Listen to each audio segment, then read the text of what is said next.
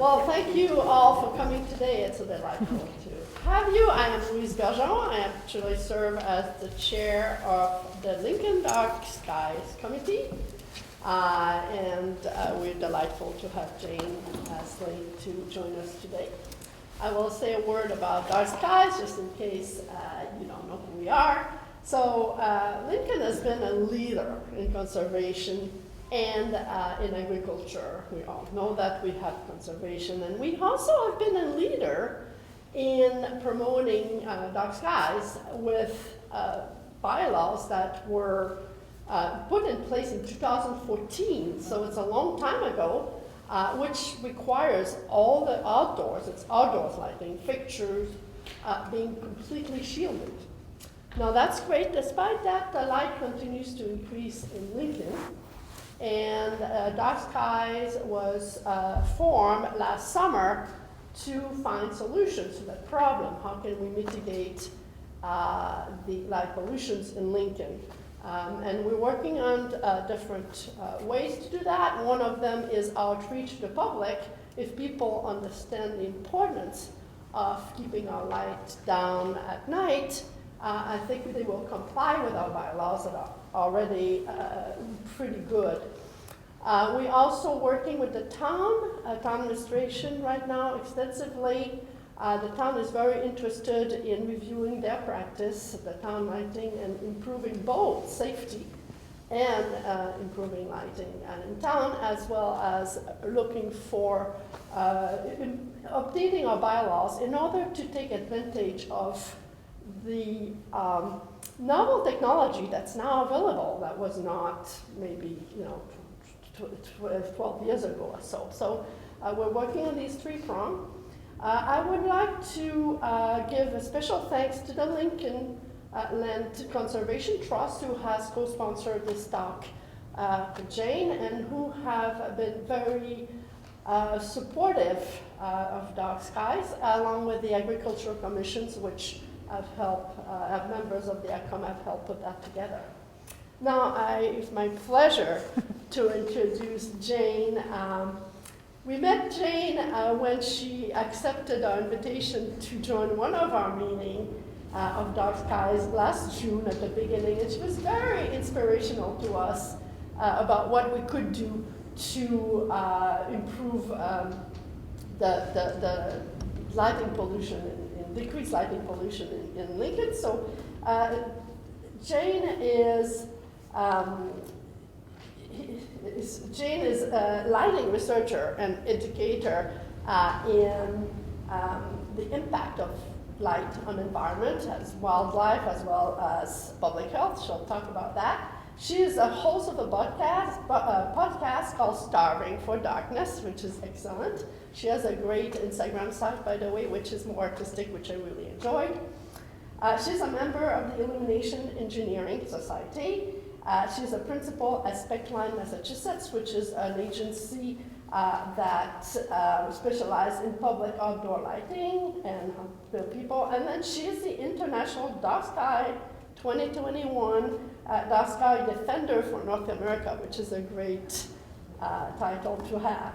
So on this, I will welcome Jane and not take more time from her, and welcome to Lincoln, and Awesome. We're delightful to have you. Thank you so much. I'm very excited to talk to you all. I have a question. Has anyone ever checked their email at 11 p.m. and not slept as a result of the information they received? So that's actually light pollution reaching you. So this is far more than just lights on the streets. We're overdosing completely. So I wanted to start, and thank you so much, Louise, for inviting me here and for that wonderful introduction. And so Speclines actually is my job every day. We work with municipalities across New England, trying to bring the most long-term lighting for the public good. That's not easy. There's really a question actually that I think is the worst question ever for lighting and darkness advocacy, which is more light safer? And that question actually is a tripwire in our thinking that actually results in more light pollution generally. It's very hard to convince, but actually it's right here, right now, where communities are most willing to hear the change. If I give this presentation at a board meeting where there's a planning board meeting and people have projects and lawyers on the call, it's too late. But here's where we can make the change.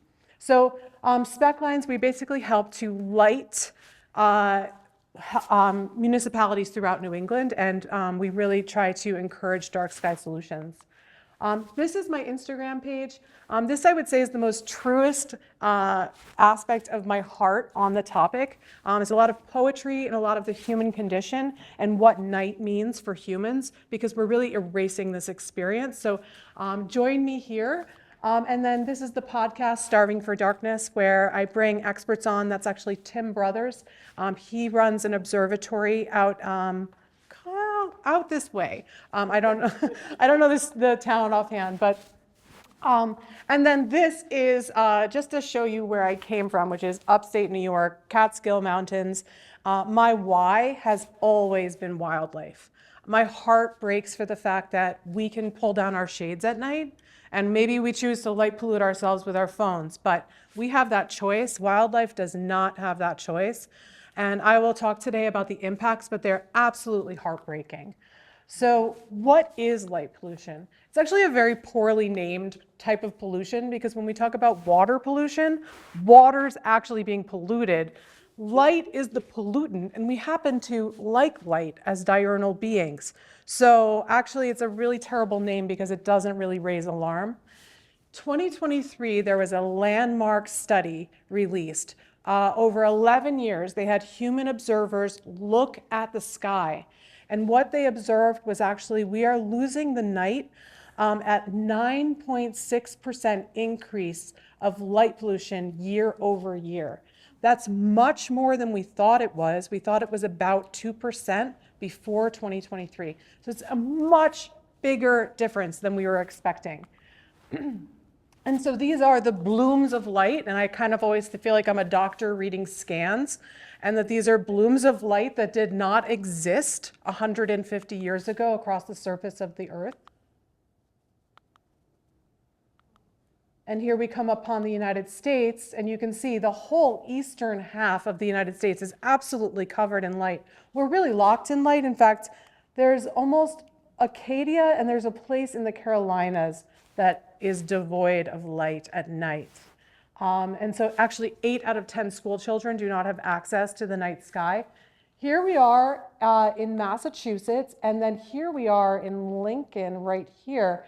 And actually, you guys really have an opportunity here, because what we're seeing in Boston is obviously it would be very hard to get ahead of the light, but you're outside of it. And in fact, this region is even veering yellow. So you can actually reclaim some darkness here. And so what is light pollution? It's really any unwanted consequence of lighting.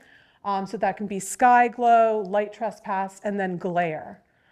Sky glow is actually a natural phenomenon. We used to really, there's a beautiful quote that we just don't know the glory of a moonlit night anymore. And so we used to really wax and wane with the moon. When I grew up, my basset hound used to howl at full moons. So there is something, and also it does impact predator-prey relationships, because on a moonlit night, prey hide. And some say that's actually why animals are howling, is because, I don't know, they have nothing better to do, but there is a relationship there. And so then now we have human-made sky glow, and this is an image of Hong Kong. And you could really read by that light.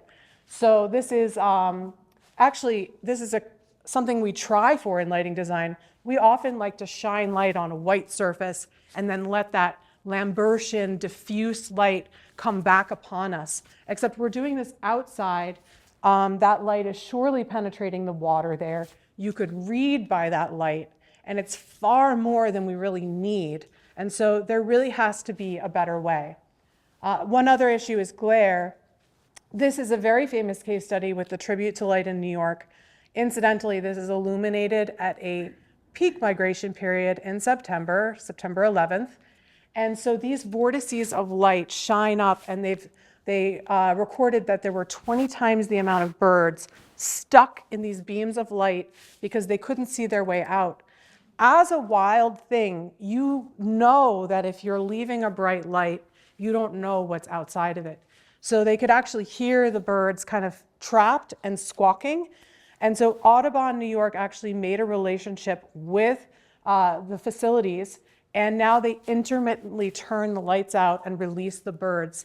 And so what this really portends is that controls are going to be the #1 tool to reclaim darkness moving forward. The other issue is clutter. So here we have a kind of blurry street experience. To us, we know that those are street lights and brake lights, but to a wild being, this is actually really garble of light messages that don't mean anything and actually just confuse and harm. And so thinking about light pollution, this is the #1 thing that the lay community does not understand, which is that the air is only seemingly invisible. So when we shine up light through the air, we actually shine light through clouds of dust that re-reflect light and then really block darkness and the rhythm of natural light and darkness. And so because of that, actually, it's been shown that one light can actually pollute up to 120 miles away. It's just all too easy, especially with the sheer power of LEDs. When we really made them so tiny and so powerful, they're basically like beams of light shining and breaking the darkness, which is so fragile. And actually, it's not light that goes up that's the most damaging. It's light that comes out at an angle because you're shooting across more of the surface of the Earth. And so this is actually a photograph of the United States from satellites. But to the same point that that study made with human observers, and we thought it was only 2%, and it turns out it's 9.6%, the photograph really doesn't capture all of the light that's coming through space. And the same thing, our satellites that gather the light, it doesn't really measure it all that well. And when we take into account the real scientific effect, this is really what you're going to see is the impact of light pollution and on what we see at night. And so light pollution is really all around us, and we hardly realize it. We're kind of like the frogs in the boiling pot. So what are the impacts? So the sky was our first screen. If you've ever heard that expression, red sky at night, sailors delight, red sky in the morning, sailors take warning. That's really if the atmosphere was coming toward us or leaving. And so it was very valuable information that we would glean about our trajectory, the weather, the time of year. This was information that was universal to all living things. And now we actually have that information in our pockets, but we are robbing wildlife of this information. And so actually, more than temperature, which has changed through small terms like El Nino or long terms like the Ice Age, light with our 23.5-degree tilt has never changed across the surface of the Earth ever. And so we have these two environmental factors, light and temperature, and we're rapidly changing both. This impacts our circadian rhythms, the rhythm of our hormones within our bodies. If you've ever held a flashlight up to your hand, we're actually quite see-through to light. Your hand will glow. And that same thing will happen even through your abdomen when you step outside. I believe your clothing is only 15 SPF. So there's a whole circadian system that's happening inside of our bodies based around the light. And that will change our hormones. In fact, when light falls, we start to convert serotonin into melatonin. And so how does this affect wildlife? Well, how many of you have heard of the sea turtle issue? Yeah, a lot of people. And I love sea turtles, and they're adorable, and they die on beaches, and it's really easy to care. Except we also are killing dung beetles, insects. In fact, there's no species across the surface of the planet that is not impacted by light pollution. And so I really have to question why we choose one very cute animal as the emblem, and we really need to actually talk about the whole thing as it's happening. It's all animals, not just humans, depend on a regular interval of daylight and darkness for proper functioning of behavioral, reproductive, and immune systems. And so essentially we're this web of living things. And when we blanch our surface of the earth, we change how these interconnections are happening. And that's actually what scares me the most, is that we're interfering with the interconnections. And so actually nocturnality, it's been shown recently that animals are choosing to be more nocturnal to avoid the menace of humans, because we're all kind of time sharing this planet. And so they're kind of trying to avoid us. Now, 70% of mammals are nocturnal, and I believe 90% of amphibians are nocturnal. That might not be right. But essentially, photoreceptors and hormones are different across all species. So a lot of people will say, well, what about red light? Because we tend to use that nautically, and actually red light interferes with birds. So essentially, there's nothing to replace darkness. That's what I'm trying to say. There's no color of light. There's nothing that will do it. And so what are the effects? Well, it disorients and distracts animals. It triggers reproductive behaviors at the wrong periods. It frustrates behaviors around feeding and pollination, and it alters migration. And that is honestly just a few. I participated on the Dark Skies Committee in the IES, and we actually came up with a multi-page document of the real impacts. So the impacts upon specific species, so I will go over insects, so fireflies, bees, and dung beetles, bats and whales, birds, zooplankton, and trees, just to give you a fair smattering of the impacts across all species. So right around here, E.O. Wilson of Harvard, he actually is the one that he wanted 50% of the earth to be preserved. I think is a great idea. And if you think about it, night is actually 50% of our time on the planet. If all mankind were to disappear, the world would regenerate back to a rich state of equilibrium. If insects were to vanish, the environment would collapse into chaos. To illustrate that point, at any given time, there are 10 quintillion insects alive on the planet. If you average that each of them were about that of an ant, that's about 3 grams, that actually adds up to insects outweighing humans by 70 to 1 in just sheer mass. So they are an absolute factor to contend with in terms of light pollution. Now, interestingly, fireflies actually utilize light. They have luciferase in their abdomen, and they use it at all stages of life. They will use it as larvae. They glow, and it kind of reminds predators that they have a very bitter taste. Then they also blink to attract mates, and they also warn each other of predators. So it's used at all stages. There's over 2,000 species, and they are everywhere but Antarctica. And one study showed that in the presence of light, they actually blinked and flashed 50% less. So this definitely is a species directly impacted.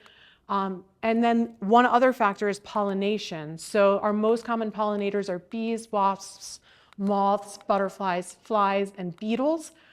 Bees are a fascinating species. They're a very social species.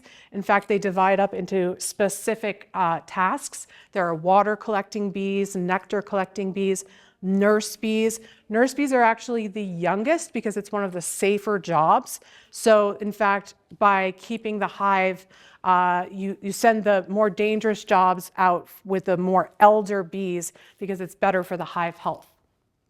And so they're very complex, but just as see-through. If you could think of a hive hanging with a street light nearby, that would be extremely disturbing.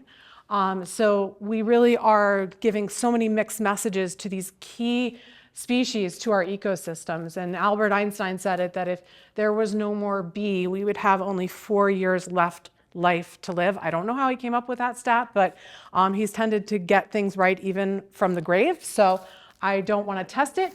And so the impacts of light pollution, so they actually took 2 fields, one remained lit, and what they found was that the lit meadow received 62% less visits by insects. It had 29% fewer pollinating insects, and it bore 13% less fruits in the cabbage thistle. And now the dung beetle, now I hope to make a whole room full of dung beetle advocates after this today. This is actually fascinating. They took dung beetles, they put them in a planetarium, and when the planetarium lights were on, the dung beetles moved in straight, narrow paths. And that's advantageous because they can avoid predators and competitors. When they turn the lights out, they moved into scattered random movement. So even a tiny species such as a dung beetle is using the map of the stars as a reference to move more efficiently on the planet. And then we have bats. So actually there are 1,400 different bat species. They are all nocturnal, and their important role is that they help govern the 10 quintillion insects on the planet. And so actually if you want one book for your library, this is the one I recommend. It's The Ecological Consequences of Artificial Night Lighting. And so this actually goes through many different species and ecosystems and the impacts. And so from this book, it says the habit of feeding at artificial lights is now so common and widespread among bats that it must be considered part of the normal life habit. So essentially we have bats hanging out to get the fast food around streetlights and all the insects that are going there instead of actually pollinating the cabbage thistle. And so as I said before, it's not so much that any one species is changing its behavior, it's that the interconnections are changing, and we don't know how that will cascade out and if we can get so far down that we can't get back. And then whales are super interesting because they also astronavigate. So actually they tagged humpback whales and they tracked them. And what they found is that they were always within 5 degrees of their course. They actually they breed at the equator and feed at the poles. So some of these journeys can be 10,000 miles round trip. And basically they found that they were always within 5 degrees and often within 1 degree of their course. So it's amazing precision in absolutely turbulent waters. And so what they really concluded was that they had to be following the moon and the stars to be able to have that type of precision. I will also point out that whales are a very vocal and social creature. Apparently there's this moment in the calendar year where most whales are kind of at this one spot. It's like a whale conference. But they will sing. And they will communicate, and that's also how they make it as a team and a pack. But I will point out also that they're saying that whales have changed the octave of their song to differentiate from boat motors. So right there, we've changed the temperature of the oceans, the sound of the oceans, and the map above them. So it's massive environmental changes for many different species. But of all the species that breaks my heart, it's birds. Right now, 49% of all species in the entire world, according to the 2022 State of the Birds report, are in decline. 49% of all species. It's absolutely heartbreaking. It's estimated that nearly 1 billion birds die due to fatal flight into buildings in North America each year. The Audubon Society tracks that since 1970, we used to have 4 billion birds in North America, and now we have 3 billion. So overall, we've lost a ton of bird bodies. And this is an art installation of real birds showing the cost. This is actually Bryant Park in New York, but you could liken this to Kendall Square in Cambridge, where we see a lot of giant building glass facades and overlooking vegetation. This is absolutely a nightmare for birds because what happens is we invite them in and then they cannot see their way out. And actually, so birds have evolved to be able to basically fly through tree canopies at up to 35 miles per hour, but they cannot discern the difference between a mirage of a tree and a tree. In addition, they're also impacted by the light. So essentially, birds exposed to light at night end up molting earlier and reproducing earlier. And then there's microorganisms. So zooplankton in the oceans, they actually like to be in the bottom, in the depths of the water to hide from UV light and predators. And then when light falls, they will vertically navigate up. So zooplankton migration is actually one of the largest, it is considered the largest migration on the planet. And it happens nightly, but it won't happen in the presence of light. And actually there's a study done on Lake Waban, right in Wellesley, where the Daphne, I believe, the zooplankton there, would not vertically navigate because of light that was present. So essentially that can really impact the whole food chain because the krill are considered zooplankton. So there you have krill on one side, whales on the other, and there are many species in the middle that are being impacted. And then we have trees. So these are silent warriors turning oxygen back out to the world for us. They are extremely sensitive to light. They are producers. And so the photo period or the length of day, right now we're getting longer every day. That's going to inform leaf development, root development, flowering. And so when we change this, we actually will change when a tree will decide to go for dormancy during the winter.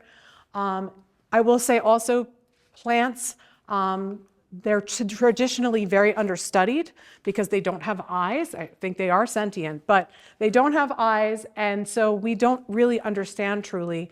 There are studies actually that trees are able to give nutrients to their own kin through root systems. So they're extremely brilliant species, but light and light pollution, if you've ever seen a tree under a street lamp, actually will flower at a different time than its compatriot down the street. So we really don't know what we're doing when we take all of these species and put them out of balance. And it's also a false dichotomy. It is not benign. Light at night impacts humans as well. It is considered a carcinogen. Each night we take the care to cultivate silence, but we leave lights on with abandon. And so actually it disrupts sleep, it causes languishing and burnout, increased cancer. One study recently showed that it was linked to negative impacts on mood and behavior and potentially increasing rates of depression. And so I also just feel in general very robbed by the inspiration that the night sky provides. When we sit in darkness, that is a time to not really think about what we know, but what we don't know. And it's much bigger what we don't know. So we rob ourselves of that expanse and that space. And so it really is a feeling of awe to be confronted with a true night sky. And this is a feeling that we're no longer taking as humans, and I think it's absolute robbery. And I really wonder, how can we tell our children that they may have less epiphanies in their lifetime because we no longer give them access to a night sky? So moving on to interventions and best practices, if there was one aspect of lighting design that I wish the public better understood, it's that light quality is not determined by light quantity. And in fact, too much light can create glare and ruin visibility.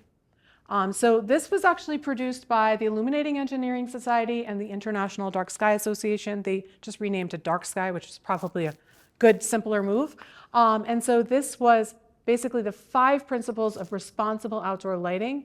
This is the graphic behind it, which is you want to make it shielded 100% down. So that's a lens that's going to shoot light up. So completely parallel to the earth. You want your light engine. And then you want to change your color temperature to a warmish light, reduce intensity, and then also control the light and only keep it on when you need it. It's actually not that hard and not that complicated, but right now, as diurnal beings who are scared of the dark, we just leave light on because we are thinking fearfully and litigiously, and we don't want to have anything bad happen. But what we're not really considering are all the silent, harmful problems that are coming from that. So this is an example of a glare bomb, that's what we call it in the lighting industry, versus what could be very carefully directed light. And then, so you're seeing that really dusty sky glow versus the magnitude and the gorgeousness of a night sky. This was a project, I gave a presentation out in Westfield, and so they were really complaining that there were some light standards being used that were causing a lot of light pollution, such as this one. And so when you really look, this is what is happening. This is a floodlight. I question why we name lighting solutions after natural disasters. So current lighting condition in Westfield, Mass, this is actually where you could hide a person who wanted to do a bad thing. or you could hide something that you could trip over. So this is just a key example of visibility not being improved by more light. So floodlights really spill light. I really think it is a wasteful, expedient way to light our world with floodlights. This is also another lighting condition in Westfield, and this is a light justice issue. Somebody has to live there. I mean, that sounds so harmful to have that type of light coming in your windows at night. But with photometric design, this is actually completely not necessary. We don't need to waste that energy, and we don't need to create that impact. I would encourage you to go to light justice. So my why is wildlife, but actually there's a whole other side of it where we tend to light disenfranchised communities and make them feel watched and not seen.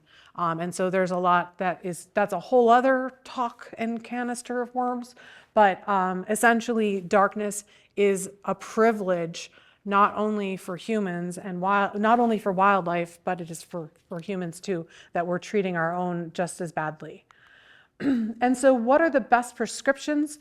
Well, essentially we want to design for specific applications. I had a wooded town in Massachusetts tell me that they wanted one floodlight for their whole street system, just for like maintenance and like only having like one skew. I would not light my home with one type of light, so I would not suggest that for a town or city. So design for specific applications. So here you have a wooded road. I think with headlights, actually you don't need street lights in a situation like that. Here you have a small New England town. Maybe you would put lights on dimmers and have a schedule of light and darkness. And then here you have a vacant city plaza at night that no one is enjoying that light for. So this can all be designed and scheduled.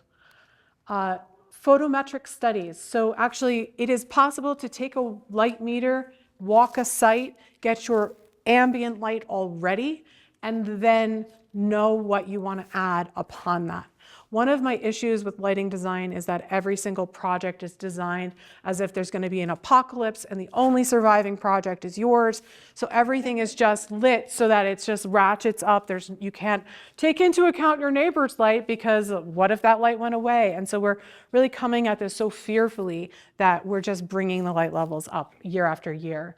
And this is a photometric study where you really study the foot candles. So those are all called point-by-point calculations, where you can really truly understand how much light you're putting and where. So provide the right amount of light, not more, not less. I hear it all the time. Oh, let's just add one more light, it'll be safer. That's really not at all an accurate way to think about it. What I say is ask who, what, why, where, and when. So who needs the light? Why do they need it? So that'll tell you how much you need. When can we turn it off during periods? And so if you go through those questions, we become much better lighting designers. And so we want to use dark sky compliant and shielded fixtures. With when we made the light source tiny, we then got the ability to get very granular. In some cases, I can see the request of, we want 0.1 foot candle on the property line. Actually, in a lot of cases, we can meet that because of the precision of LED lighting. So actually, you will like this. These are all dark sky compliant historical form factors. And so it is possible to also have your historical fixture, which New England adores. All of our small towns have historical lighting fixtures. And so what happens is you remove the glass panes. So when we remove the glass panes and just keep the light in the hat or in the parallel surface, that then removes the light from being able to go out and back up again. So it is all possible now with the current form factors and designs to keep that historical form factor and make it dark sky. Using warmer color temperatures and spectral power densities. I won't get into spectral power densities right now, but it's basically the more complex version of color temperature. So this is a warm color temperature, and this is obviously very cool. In my opinion, I don't even know what we're lighting here, but we're causing a lot of impact. And so I really feel like we need to be very discerning when we choose anything that deviates from the natural daylight cycle. So the way the natural daylight cycle works is it's very warm and ruddy in the morning and the sunrise, coolest at the zenith when the light's coming through the least amount of atmosphere, and then back warm again at sunset, and then we have darkness. So we want to emulate that as much as possible to keep to make the least amount of impact. And so then the last major tool is controls. Controls really are the #1 tool to regain darkness on the planet, and to be able to create more, get people home safely and the least amount of impact on wildlife. Smart lighting controls can reclaim so much of the unintended light pollution. There's a ton of low-hanging fruit that nobody even cares about. Nobody's even going to fight you. It just was a bad installation and it needs to be turned off, and lighting controls can do that. And then avoiding uplighting always. So I believe this is from Nantucket's bylaw, but this is an infographic showing you that that lens is just going to direct the light back up. There you have the dreaded floodlight. And then these are actually the improvements where you see the light is parallel to the earth, and the same here. And this is just an example of dark sky lighting that you'll see where you have that parallel to the ground, and then you have the warmer color temperatures. So lighting is an art and a science, and with proper photometric design, we can really take out the unintended harm. And so this is actually the handbook of recommendations, which literally goes through if you want to light a horseshoe court, that's in there. If you want to light a horse track, also in there. Interestingly, horses are scared of shadows, so that recommendation comes with the elimination of any shadow, so you have light from multiple angles so that the horses don't get spooked. It's all in there.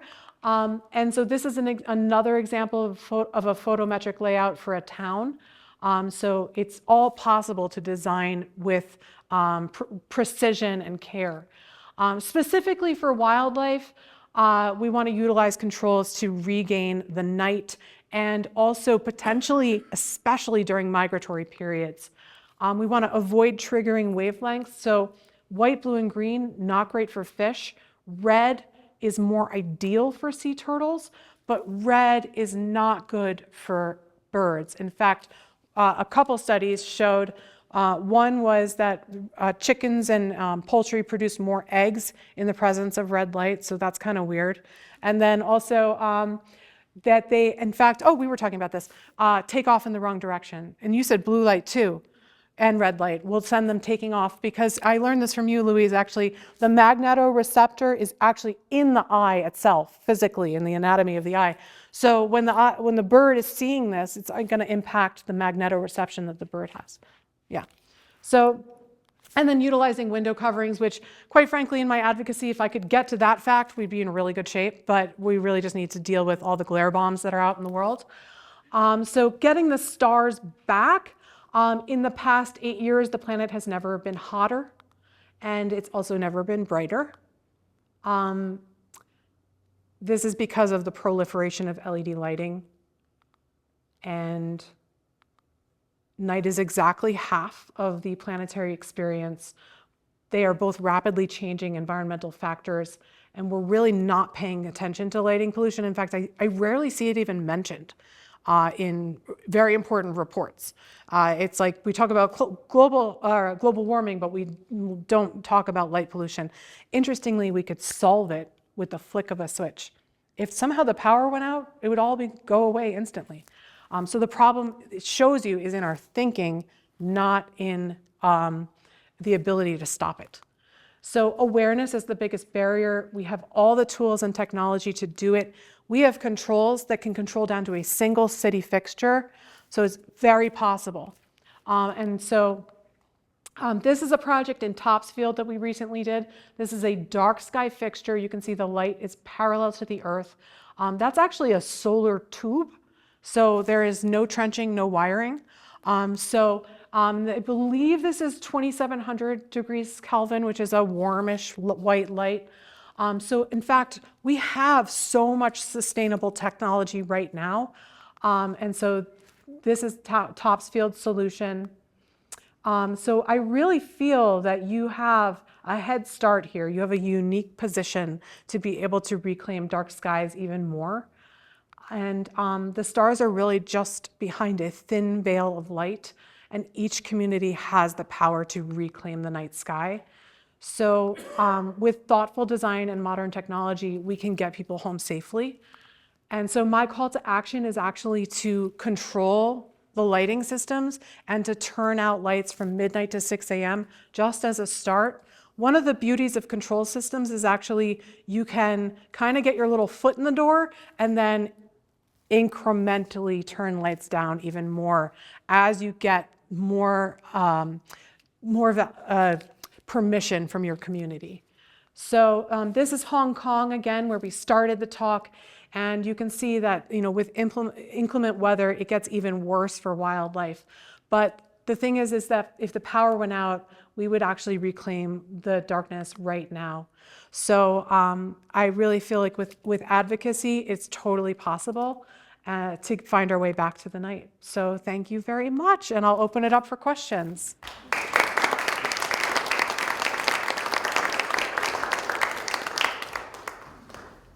Yes. You mentioned red lights being bad for birds. And what I've learned when I've gone to things by the Audubon Society is that they say it's the best light for outdoor lighting. Yellow is not so great as it turns out, but red is good. And I'm confused. Well, I think that goes to show that. Repeat the question. So you were saying that you had heard something different than red light was the best and yellow light. This all just goes to show that we don't know what we're doing, and that my North Star is the natural daylight cycle. So that is how we all evolved. And I will tell you another contradictory study, which is that apparently we like amber light for the turtles. Well, it turns out that amber light lets disease-bearing insects live longer. So that's to say that when we start messing with this perennial source of color and light, we're going to create changes that are very out of sync with one another. So I would venture to say red light might be better than yellow light for birds at night, but it still has an impact. So there's going to be nothing to replace darkness. So I just feel like we are just learning another negative impact, that yellow light's bad too for birds, which we kind of knew. So yeah, it just doesn't surprise me that it doesn't add up to a straight answer, because there's nothing to replace darkness. Yeah. Yes. Say a little more, excuse me, about the windows, would you? Yeah. The coverings, I understand. Sure. Let's say, not to get into personal issues about coverings versus non-coverings within a family relationship. What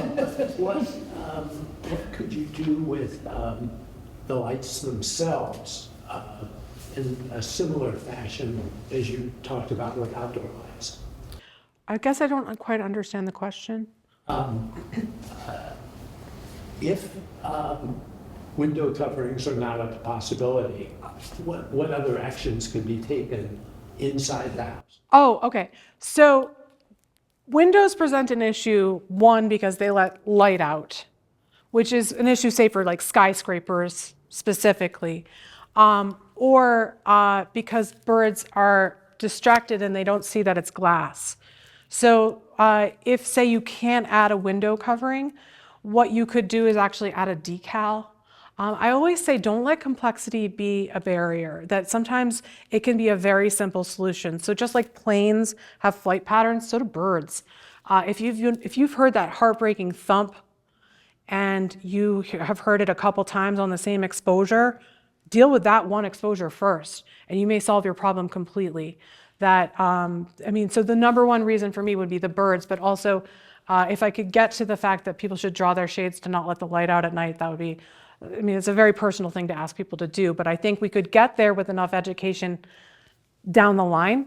People would understand that.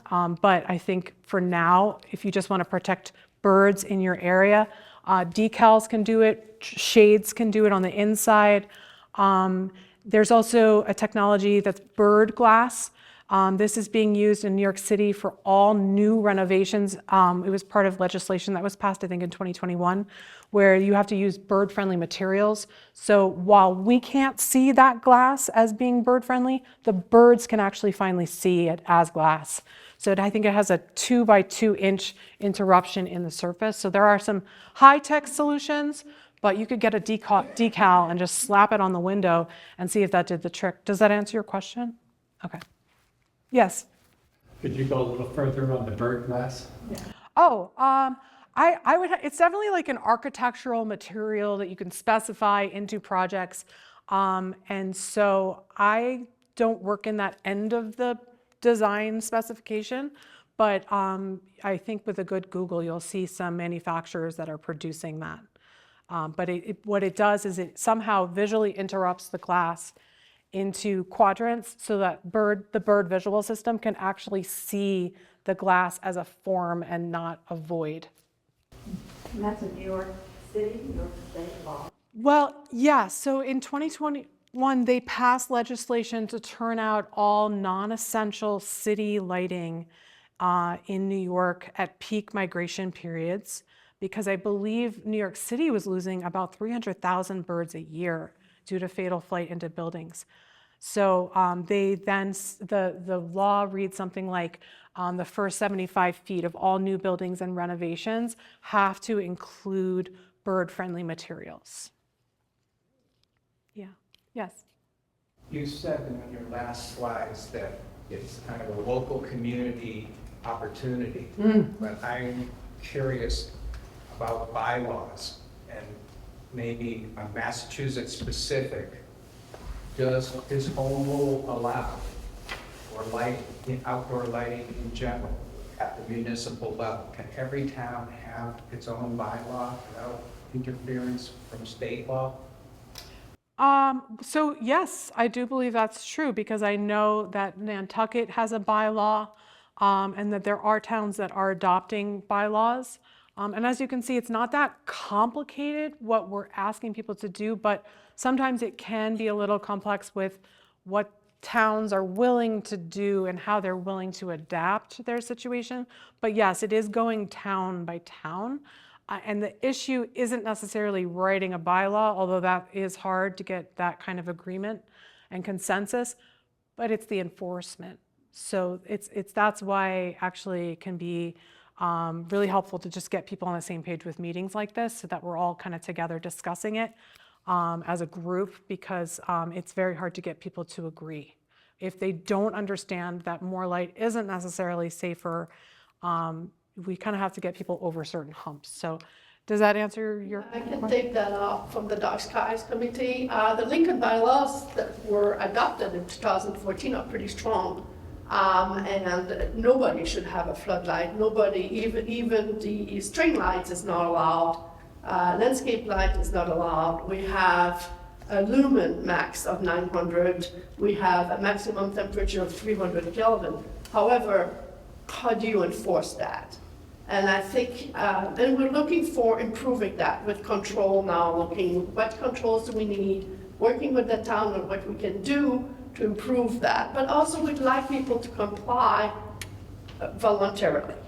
Like we don't, I think people will, if they understand the benefit of turning off the lights or controlling the lights. I think that in Lincoln, we have the bylaws behind, but I think people will actually listen if they see it, particularly for some of the animals that we really care about in Lincoln, like our owls.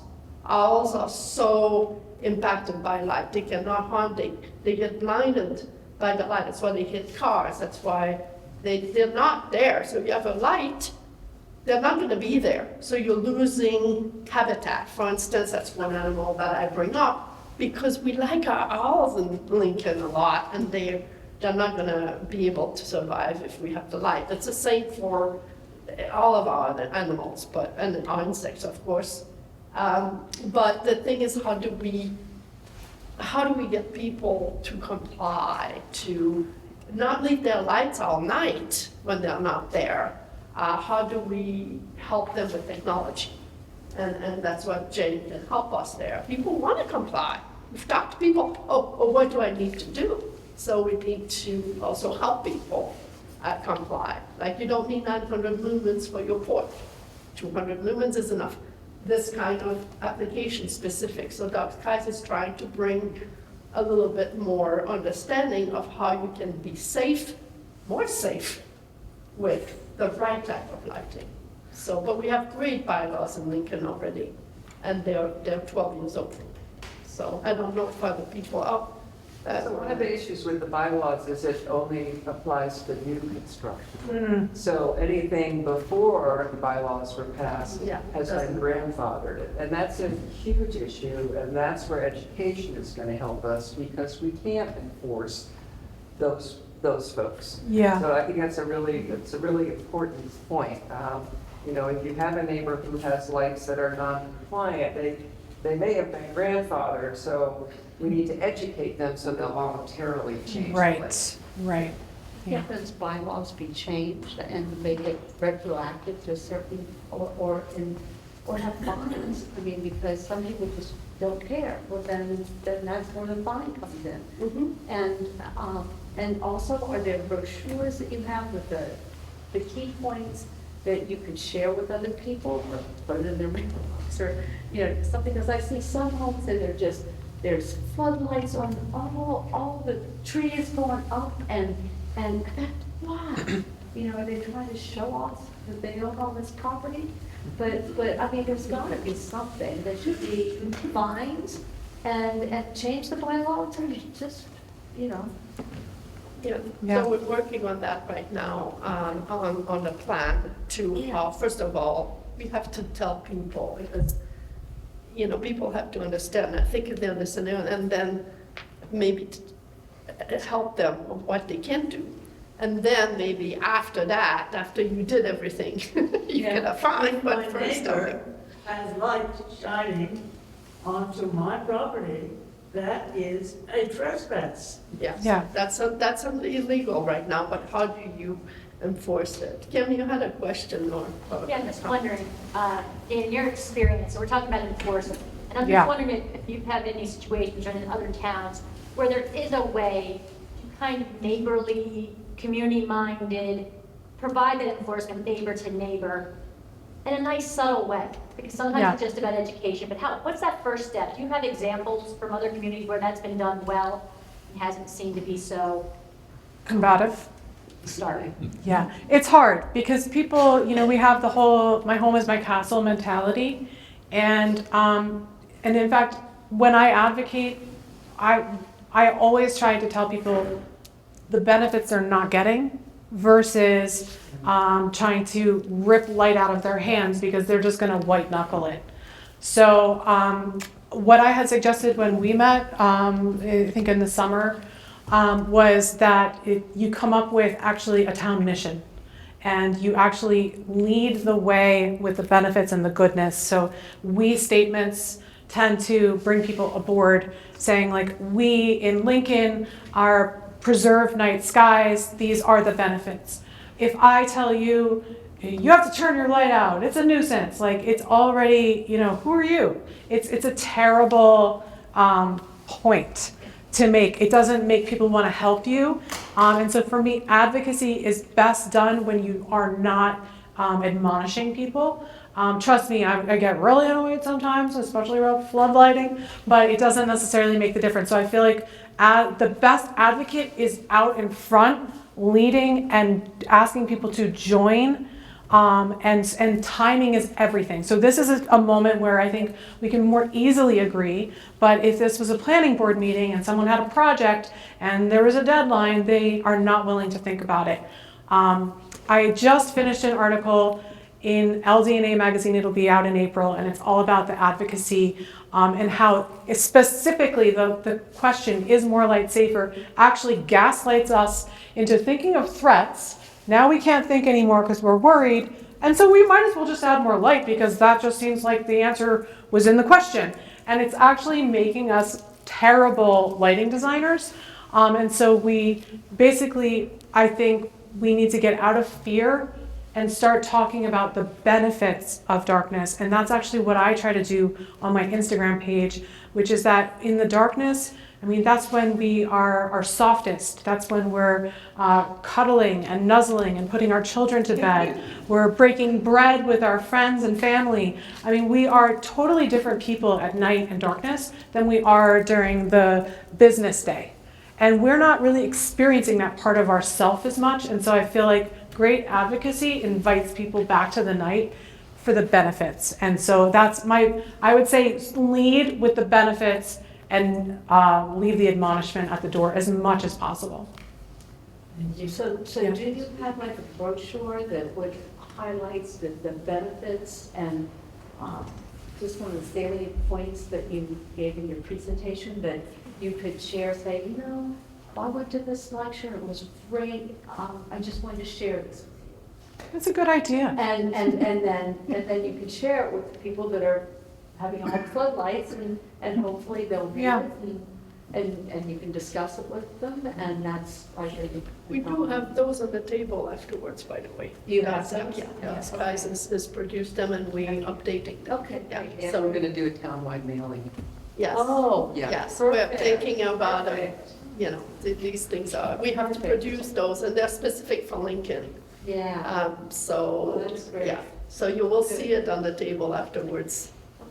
And please communicate with us if we're missing something. All right. That would be, well, And if you want to help, communicate with us. yes.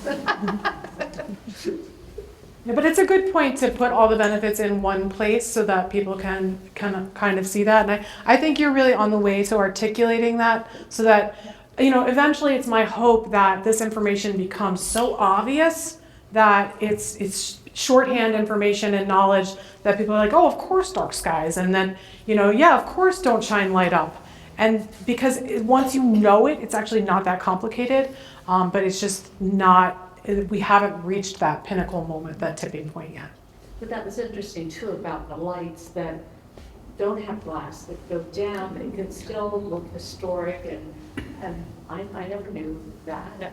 So that's very interesting. I think we need to change that. Yeah, you will see the website on our pamphlet where you can access from dark skies and probably I'll add more things on there. But yeah. And also the horizontal, that's very Yeah.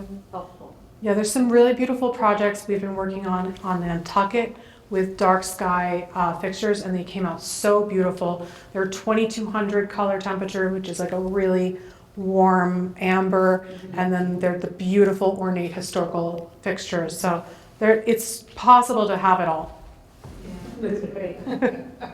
I'm so glad you came and did this presentation. So we hope that the town helps us produce a site where we could show some of this in some place so that people can see them. I wish every Lincoln resident could be here right now. Well, you know what I say is tell one person, and then we'll double the impact. So, yeah. Very young. Lights up. All my neighbors. Street lights. Oh, wow. Gas lights? And I was raised not in Lincoln, in another town. When I didn't like the street light, I had to throw a stone on it and broke it. So I did the whole neighborhood. Wow. Actually, somebody. You're a darkness warrior. It worked very well. I like it. Suggest to me that I get a BB gun. I have heard Okay. people have taken that. They told me, like, I just got a BB gun and shot it. That is just not what we're trying to do. It's not what we're gonna do. We accept all ideas on dark skies, but I did not get a BB gun. I like those shots. I was a young child. My aim was very good. Excellent. Well, You know, Andy. Happy International Women's Day to you for that. well, thank you. Yes. Any more questions? We're ready. We ready?